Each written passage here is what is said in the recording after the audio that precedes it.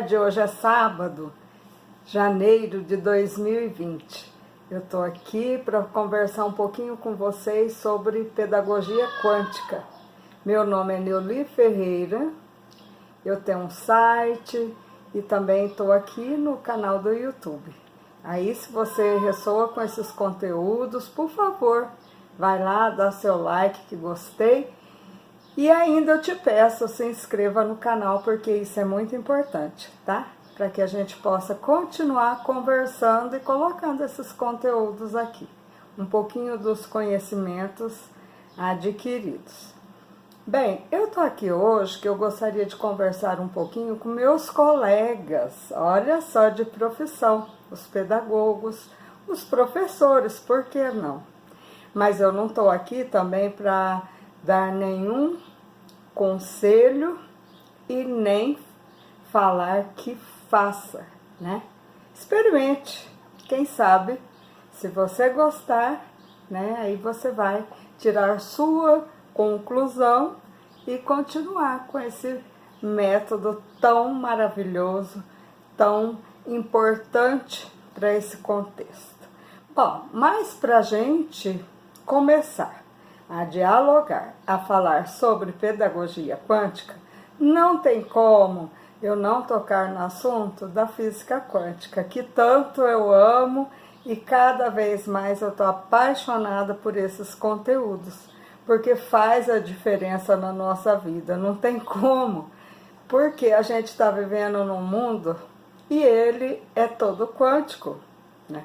Essa maravilha que nós descobrimos e que agora a gente está assim, cada vez mais se empoderando desses conteúdos, né? Então, assim, eu gostaria de passar um pouquinho desse conteúdo para que você possa compreender melhor. Eu não estou falando aqui que você, professor, deveria se tornar um estudioso da física quântica.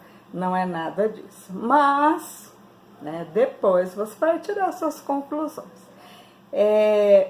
Nós sabemos que, primeiro, né, não tem como, eu tenho que saber se realmente eu amo o que eu faço. Porque tudo aquilo que a gente realiza com amor, com esse propósito de melhorar cada vez mais, geralmente, né, em geral, a gente tem um sucesso. Então, eu acredito muito que o professor que se encontra hoje com essa belíssima profissão, que está numa sala de aula, é porque ele ama, não tem jeito, né? E a gente sabe que na atualidade, as crianças, os jovens que estão vindo para nossas escolas, eles são diferentes, não tem jeito, eles não são como nós fomos, né, na nossa época. Eles têm um diferencial imenso da nossa trajetória. E esse impacto a gente percebe ali na sala de aula. E eles querem a atenção para eles, né? Eles almejam que nós possamos direcioná-los naquilo que é interessante para eles. E aí que começam geralmente os conflitos, né? O desinteresse dos estudantes, e aí às vezes também a gente começa a perceber estudante em uma sala de aula onde ele é indisciplinado, onde ele não tem interesse, onde ele começa a não querer mais frequentar a escola. Por quê? Porque ali naquele contexto não existe nada que interessa para ele, né? Mas, gente, e agora? Como que fica essa situação? Quer dizer que uma sala de aula tem que ser interessante para cada um? Como que eu vou realizar isso? Que são muitos, né? Então, assim, realmente tem que existir esse nosso olhar, né? De cada ser humano é uma individualidade, é uma célula. Imagina que eu, por exemplo, né, chegar num lugar e ter que fazer algo daquilo que eu não comungo, né? Como que seria difícil para eu ir ainda mais, eu ter que realizar algo do qual eu não comungo com aquele, né, conteúdo, com aquelas realizações, realizar aquilo ali nesses 200 dias letivos. Pensa, você sentar ali numa sala de aula e ficar ali 4 horas, né? Uma criança, um jovem, ouvindo aquele professor falar, né? Explicar. Então, é muito desgastante para esse jovem e para essa criança. Daí começam esses conflitos, né? A criança não querer te ouvir, não querer frequentar a escola, começar. Às vezes ele nem é indisciplinado, mal educado, enfim, como a gente às vezes percebe, criança, mas isso é no sentido que ele está chamando a atenção. Nossa, olhe para mim, venha ver o que eu quero, o que eu gosto, o que eu preciso. Então é esse olhar que eu acredito que vai fazer toda a diferença numa sala de aula. E fazendo toda a diferença em uma sala de aula, vai fazer a diferença no complexo educacional todo. A gente tem exemplos, e não são de hoje, né? São exemplos antigos, e que foi dessa forma. Quando eu olho para a individualidade, eu faço a diferença na vida daquela pessoa. Thomas Edison, por exemplo, é um exemplo, né, de quanto tempo? E que não foi um professor, mas foi a sua mãe.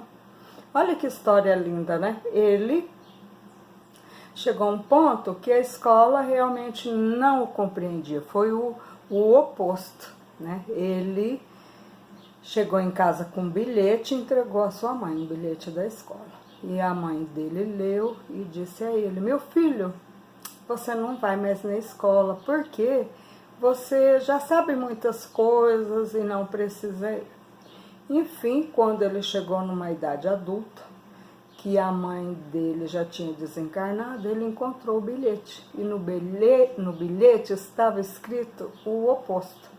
Estava escrito que a escola não teria mais como receber ele, que ele não tinha capacidade nenhuma de compreender e aprender os conteúdos ministrados na escola.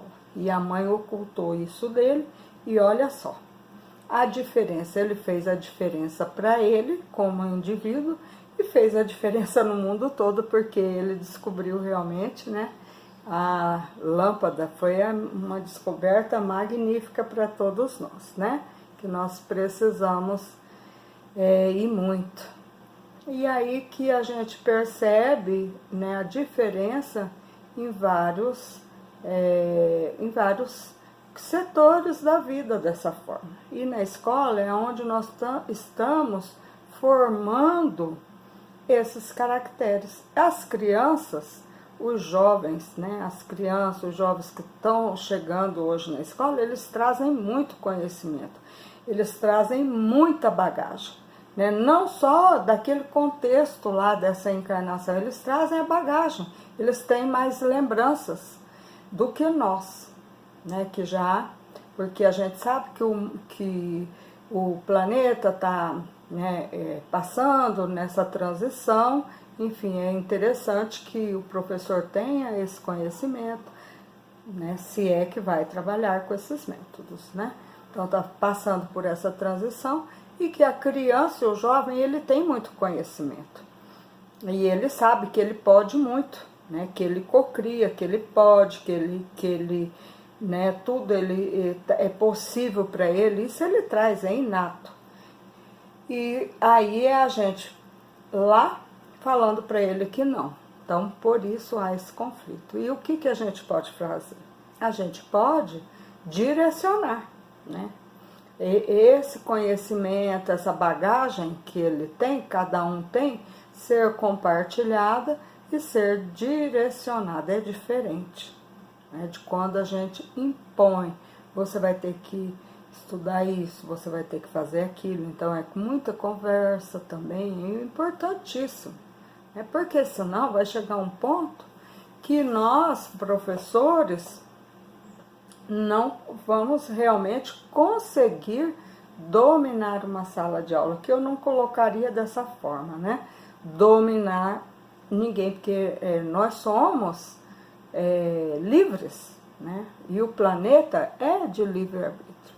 Mas com a nossa postura diferenciada, esse nosso olhar, nós vamos realmente ter um ambiente maravilhoso para trabalhar, né? Porque é o que está propriamente previsto para esses tempos. Não tem como ser diferente.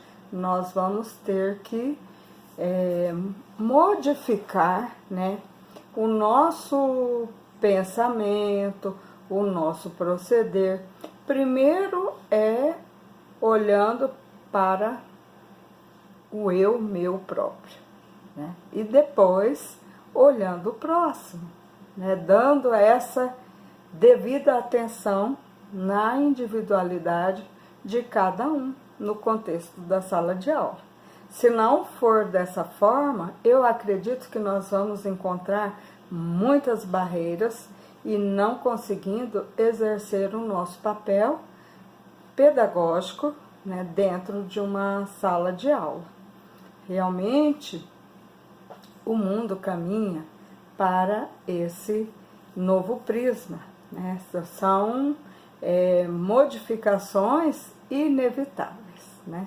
Eu mesmo posso falar isso com conhecimento, que eu estou em sala de aula e eu tive assim experiências valiosas nesse contexto que eu coloco aqui agora. Passou pela minha mão estudante realmente que em outros ambientes, em outra sala de aula, ele não conseguiu êxito. E quando ele passou a estudar na minha sala de aula, eu tenho um exemplo assim que eu achei maravilhoso, né? Com tipo mais ou menos um mês que a criança estava na minha sala de aula, a mãe procurou o estabelecimento de ensino para verificar realmente se a criança não estava sendo faltosa. Por quê? Porque nunca mais a escola chamou a mãe para conversa, para reclamar da criança. Por quê? Porque quando ele chegou na minha sala de aula, eu comecei a ter esse olhar, né, de ver a individualidade dele. E ali ele começou a demonstrar o conhecimento dele e adquirir o que ele precisava também. Então foi um momento assim maravilhoso. Ele se sentiu valorizado dentro daquele ambiente. Então a primeira pessoa a notar foi a mãe dele. E aí eu sempre, né, a gente, claro, precisa ter aquela condição nossa, né, de querer que uma sala exista o respeito, claro, mas a gente sabe conduzir isso aí. Mas o que nós não vamos conseguir com certeza é colocar todo mundo, né, numa caixinha e querer colocar o conteúdo igualzinho para todo mundo. Isso aí nós hoje não conseguiríamos mais, né? E a pedagogia quântica, ela vem com esse novo olhar, né? Nós, professores, temos educadores, temos que estar abertos, né, para esses novos paradigmas que hoje a sociedade, né, o novo humano solicita de nós, né? E nós, nessa nossa profissão, pedagogos, temos que acompanhar, né? Nós precisamos acompanhar esses novos paradigmas, que não tem nada de errado, né? Tá tudo certo. São crianças fabulosas, né? Eu também tive assim experiência tanto com crianças né, de primeiro ano, como de quarto ano, de quinto ano, que todos solicitam isso. Eu tenho meu neto também, né, de 7 anos, que eu percebo isso. Eles têm muito conhecimento.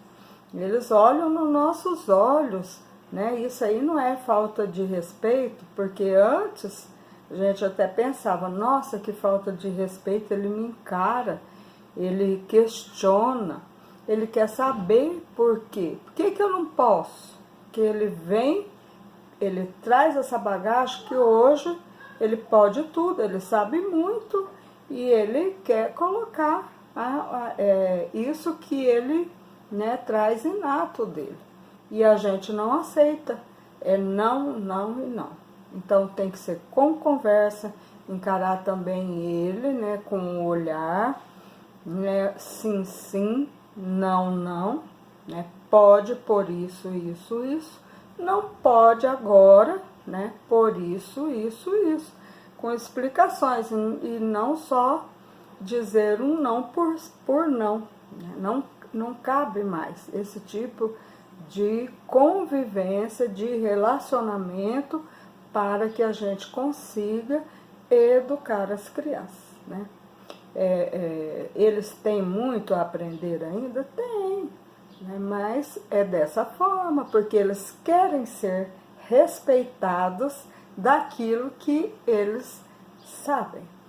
E também, o mais importante é que a gente tem que respeitar aquilo que ele quer saber e compreender e não colocar o que nós achamos que ele deveria compreender, né, aprender. Então, são questões que, se eu vou ensinar um conteúdo, por exemplo, né, que eu converse com a turma, observe na turma, né, o que você gosta, e fazer ali uma relação, né, desses conhecimentos para que todos sejam contemplados, né? Você vai fazer essa atividade, você vai fazer essa, você vai descobrir isso aqui com as pesquisas, enfim, porque dessa forma eu vou contemplar todos, né? E não colocar, né, para que todos façam aquilo que eu idealizo, né? Então eu tenho que discutir com a turma para poder gerar o fluxo, né, de contentamento em todos. E dessa forma cada professor vai descobrir, né, uma metodologia, né, para poder ser aplicada em sala de aula. Mas o que eu quero colocar aqui é isso, né, fazer essa reflexão, né, que os professores, meus colegas, né, que nós todos, eu também estou descobrindo, né, eu não detenho o saber ainda, né, mas eu estou percebendo, né, que da forma mais viável, né, seria o caminho, vamos se dizer assim. E como a gente trabalhava antes, não será mais tão possível assim, em função de como nós estamos recebendo essas crianças, né, as crianças da nova era. Então, é um fato, eu estou dentro da sala de aula e com o estudo que eu faço, né, eu venho percebendo que quando eu aplico, né, ali os conteúdos com esse olhar, eu tenho conseguido, né, mais sucesso, tá? Com as crianças, elas ficam mais felizes. Desculpa, gente, outra percepção minha é o respeito, né? Elas têm um respeito, uma admiração por nós professores, quando a gente age assim. Por quê? Porque ela está percebendo que ela está sendo respeitada. Eles também não são faltosos, eles gostam do ambiente. Meus estudantes, eles não faltam tanto, né? É exceção. E daí essa exceção você percebe que não é o fato de ele não gostar da escola, né? São outros fatores. Mas a maioria eu percebo que gosta, né? Quando a gente tem esse novo olhar, tá?